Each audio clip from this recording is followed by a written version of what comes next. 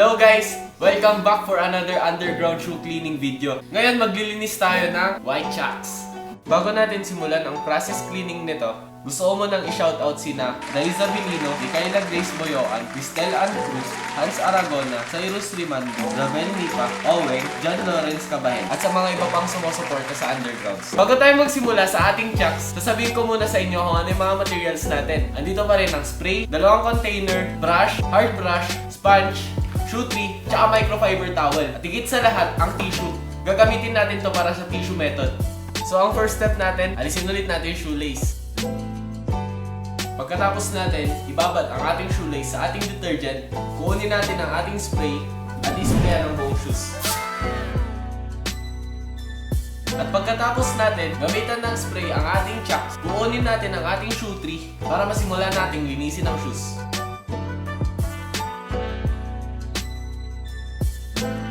At pagkatapos natin, brushin ang ating chucks, kukunin natin ang ating microfiber towel at pupunasan ito.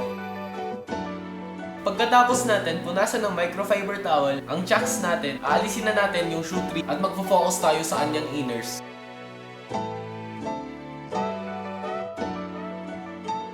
Ngayon tapos na natin ang kanyang inners, magpo-focus naman tayo sa kanyang outers. Pagkatapos natin brushin ang kanyang outers, kukunin ulit natin ang microfiber towel at pupunasan ang buong shoes. Ngayon tapos na natin punasan ng microfiber towel ang chucks natin, kukunin natin ang shoe brush natin at brushin ito.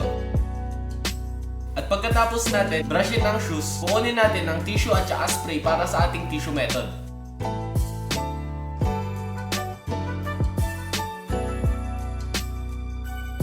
Pagkatapos natin i-tissue method ang chucks natin, lalabas tayo para gamitin ng direct sunlight upang ito ay matuyo. At pagkatapos natin gamitan ng direct sunlight ang chucks natin, alisin na natin ang tissue para makita ang outcome. Pagkatapos natin alisin yung tissue, gagamit tayo ng brush para alisin yung mga natira.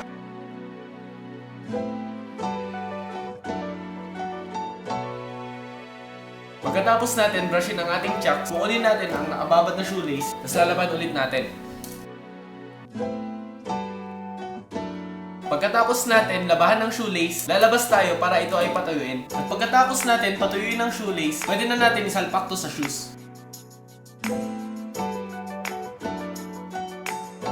Bago po namin ipakita sa inyo ang finished product, gusto ko munang pasalamatan si Ate Catherine Bautista at ang aking #1 supporter na si Catherine Bea Fontanilla at ang aming dalawang malupit na editor na si Irvine Corpus at saka si Yvonne Peralta. Ito na po ang finished product.